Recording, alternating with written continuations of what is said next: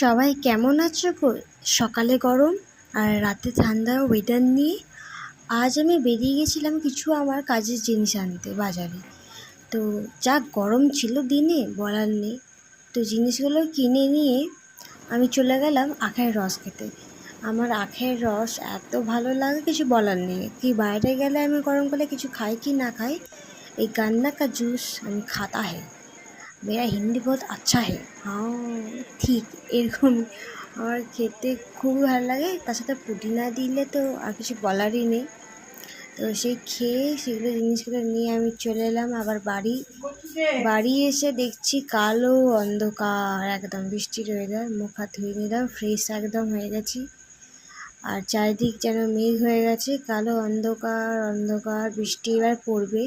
দিনে আমি বুঝতেই পারিনি যা গরম ছিল যে রাতে মানে সন্ধ্যের দিকে আবার বৃষ্টি পড়বে।